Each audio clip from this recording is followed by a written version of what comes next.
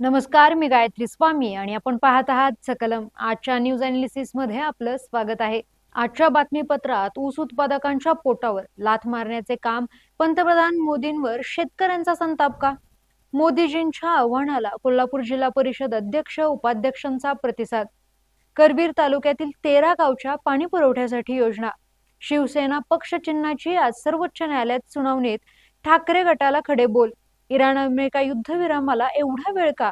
या सर्व घडामोडींचे सविस्तर विश्लेषण आपण जाणून घेऊयात. बाबा, खूप बोर होतंय. काहीतरी नवीन फ्रेश ऑर्डर करा ना. माझ्याकडे एक सरप्राईज आहे. गोकुळचा आस्वाद परंपरेचा गोकुळ आईस्क्रीम सोबती प्रत्येक क्षणाचा गोकुळ आईस्क्रीम. पहिली बातमी आहे साखर निर्यात बंदी निर्णयावर साखर कारखानदार, शेतकरी संघटनेचे नेते आणि ऊस उत्पादक शेतकरी यांच्यातून नाराजी. ऊस उत्पादकांच्या पोटावर लाथ मारण्याचे काम पंतप्रधान मोदी यांनी केल्याची माजी खासदार शेट्टी यांची टीका. मोदी सरकारने देशातून साखरेच्या निर्यातीवर बंदी घातली आहे, त्यामुळे साहजिकच पंतप्रधान नरेंद्र मोदी यांच्या या निर्णयावर साखर कारखानदार, शेतकरी संघटनेचे नेते आणि ऊस उत्पादक शेतकरी यांच्यातून नाराजी व्यक्त केली जात आहे. साखर निर्यात बंदी 13 मे पासून ते 30 सप्टेंबर 2026 पर्यंत किंवा पुढील सूचना मिळेपर्यंत लागू राहील. निर्यात बंदी ही आगामी सणासुदीच्या काळात आणि पुढील महिन्यांमध्ये साखरेचा गोडवा तुमच्या खिशावर ओझे ठरणार नाही यासाठी केली असल्याचं सांगण्यात येत आहे. देशांतर्गत साखरेच्या किमती कोणत्याही परिस्थितीत नियंत्रणाबाहेर जाऊ नयेत अशी सरकारची इच्छा आहे. एल निनोमुळे मान्सूनबाबत अनिश्चितता कायम आहे. प्रमुख ऊस उत्पादक राज्यांमध्ये ऊसाचे उत्पादन घटण्याची शक्यता आहे, ज्यामुळे सलग दुसऱ्या हंगामात उत्पादनात घट होण्याची शक्यता आहे. देशांतर्गत बाजारात पुरवठा कायम ठेवणे हे सरकारचे सर्वोच्च प्राधान्य आहे. या व्यतिरिक्त पेट्रोलमध्ये 20% इथेनॉल मिसळण्याचे उद्दिष्ट पूर्ण करण्यासाठी साखरेचा साठा आवश्यक आहे. निर्यात थांबवल्यामुळे देशाकडे पुरेसा साठा राहील, इथेनॉलचे उत्पादन सुरळीत सुरू राहील आणि अन्नधान्य महागाईवरही प्रभावीपणे नियंत्रण ठेवता येईल, असंही सरकारकडून स्पष्ट करण्यात आलं आहे. मात्र या निर्णयावर स्वाभिमानी शेतकरी संघटनेचे नेते माजी खासदार राजू शेट्टी यांनी देखील टीका केली आहे. केंद्र सरकारने साखर निर्यातीवर घातलेली बंदी देशातील ऊस उत्पादक शेतकरी, साखर उद्योग आणि ग्रामीण अर्थव्यवस्थेच्या छाताडावर घातलेला घाव आहे. हा निर्णय केवळ चुकीचा नाही, तर तो उघडपणे शेतकरी विरोधी, ग्रामीण अर्थव्यवस्थेविरोधी आणि सहकार चळवळीला संपवण्याचा डाव आहे. दिल्लीतील सत्ताधाऱ्यांना शेतकऱ्यांच्या घामाची किंमत नाही, म्हणूनच त्यांनी लाखो ऊस उत्पादकांच्या पोटावर लाथ मारण्याचे काम केल्याची टीका माजी खासदार शेट्टी यांनी केली आहे. पुढील बातमी आहे कोल्हापूर जिल्हा परिषदेच्या अध्यक्षा शिल्पा खोत एसटी बसने प्रवास करत जिल्हा परिषदेत, उपाध्यक्ष ई बाईकने जिल्हा परिषदेत. पंतप्रधान नरेंद्र मोदी यांनी देशवासियांना केलेल्या इंधन बचतीच्या आवाहनाला जिल्हा परिषदेच्या अध्यक्षा शिल्पा खोत यांनी अनोख्या पद्धतीने प्रतिसाद दिला आहे.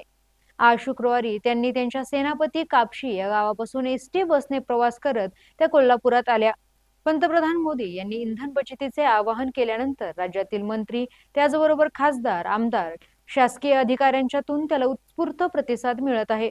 या आवाहनाला प्रतिसाद म्हणून सार्वजनिक वाहतुकीचा वापर वाढवण्यासाठी एसटी बस आणि मेट्रोचा वापर करण्यावर भर दिला जात आहे. त्यानुसार कोल्हापूर जिल्हा परिषदेच्या अध्यक्षा शिल्पा खोत यांनी देखील एसटी बसने प्रवास करत इंधन बचतीचा संदेश दिला. यावेळी त्यांनी एसटी बसमधील सामान्य प्रवाशांच्या समस्या समजून घेतल्या. एसटी बसेस वेळेत येत नाहीत अशा तक्रारी प्रवाशांनी केल्याचं जिल्हा परिषद अध्यक्षा शिल्पा खोत यांनी सांगितलं. शिवाय एसटी बसमध्ये अपघात टाळण्यासाठी सीट बेल्ट आणि मोबाईल चार्जिंगची व्यवस्था करायला हवी अशी अपेक्षा त्यांनी व्यक्त केली. शिवाय एसटी बसचा अनुभव चांगला होता, त्यामुळे लोकांच्या समस्या जाणून घेता आल्याचं शिल्पा खोत यांनी यावेळी म्हटलंय. एसटी बसने सेनापती कापशीहून कोल्हापुरात आल्यानंतर त्या रिक्षाने जिल्हा परिषदेत पोहोचल्या. दरम्यान जिल्हा परिषदेचे उपाध्यक्ष तानाजी पाटील यांनी देखील शासकीय वाहनाचा वापर टाळून ई बाईकने प्रवास करत ते जिल्हा परिषदेत आले होते. इतर पदाधिकारी त्याचबरोबर अधिकारी यांना देखील इंधन बचतीचे आवाहन करत शासकीय वाहनाचा वापर टाळण्याचा आवाहन जिल्हा परिषदेच्या अध्यक्षा खोत यांनी केले आहे. पुढील बातमी आहे आपल्या कोल्हापुरातून. 13 गावांच्या प्रादेशिक नळ पाणी पुरवठा योजनेच्या कामांमध्ये गती द्या, आमदार राजेश क्षीरसागर यांचे वक्तव्य. महाराष्ट्र जीवन प्राधिकरणामार्फत करवीर तालुक्यातील 13 गावच्या प्रादेशिक नळ पाणी पुरवठा योजनेअंतर्गत सुरू असलेल्या कामांची गती वाढवण्यात यावी असे निर्देश राज्य नियोजन मंडळाचे कार्यकारी अध्यक्ष आमदार राजेश क्षीरसागर यांनी दिले आहेत. या कामाचा आढावा घेण्यासाठी जिल्हाधिकारी कार्यालयात बैठकीचे आयोजन करण्यात आले होते. यावेळी जिल्हाधिकारी डॉक्टर विजय राठोड, जिल्हा परिषद मुख्य कार्यकारी अधिकारी डॉक्टर जस्मिन, निवासी उपजिल्हाधिकारी गजानन गुरव उपस्थित होते। यावेळी बोलताना आमदार क्षीरसागर यांनी महाराष्ट्र जीवन प्राधिकरण अंतर्गत राबवण्यात येत असलेल्या या 343 कोटी रुपयांच्या योजनेमुळे परिसरातील 13 गावांना शुद्ध व नियमित पाणी पुरवठ्याचा लाभ होणार आहे।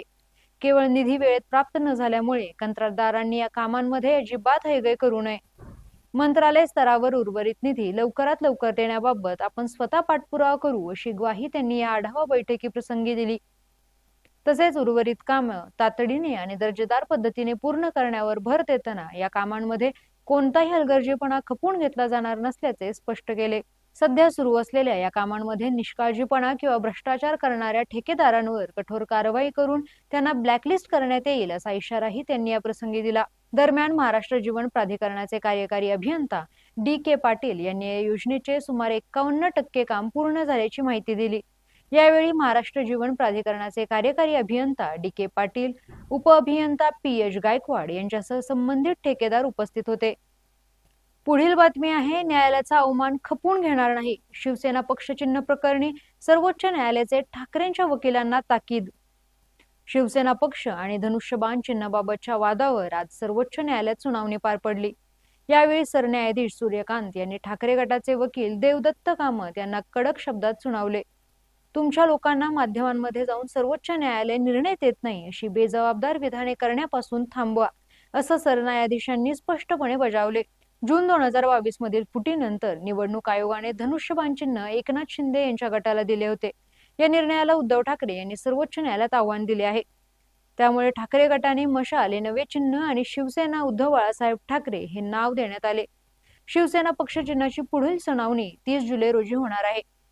पुढील बातमी आहे, इराण आता संपलाय, युद्ध संपवा, ट्रम्प यांचा जिनपिंग यांच्या भेटीनंतर इशारा। चीनचा 2 दिवसांचा ऐतिहासिक दौरा आटोपताना अमेरिकेचे राष्ट्राध्यक्ष डोनाल्ड ट्रम्प यांनी इराणला अंतिम इशारा दिला आहे। इराण आता पूर्णपणे संपला असून त्यांनी युद्ध संपवण्यासाठी तातडीने करार करावा, आता आमचा संयम संपत चालला आहे, अशा कडक शब्दात ट्रम्प यांनी आपली भूमिका मांडली।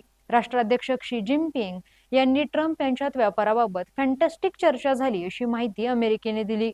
इराणकडे अण्वस्त्रे नसावीत आणि हर्मुजची सामुद्रधुनी खुली व्हावी यावर ट्रम्प आणि जिनपिंग यांचे एकमत झाले आहे, असा दावा अमेरिकेने केला आहे। चीनने इराणचे तेल खरेदी करणे थांबवल्यास ट्रम्प चीनी कंपन्यांवरील निर्बंध उठवण्यास तयार आहेत। नवी दिल्लीत ब्रिक्स बैठकीदरम्यान इराणचे परराष्ट्र मंत्री अब्बास अरागची यांनी अमेरिकेवर आमचा विश्वास नाही, चीन मध्यस्थी करू शकेल असे सांगितले। दरम्यान भारताने UAE सोबत स्ट्रॅटेजिक ऑइल रिझर्व्ह बाबत महत्त्वाचा करार केला असून ऊर्जा सुरक्षेच्या दृष्टीने मोठे पाऊल मानले जात आहे। धन्यवाद आणि पाहत रहा सकलम।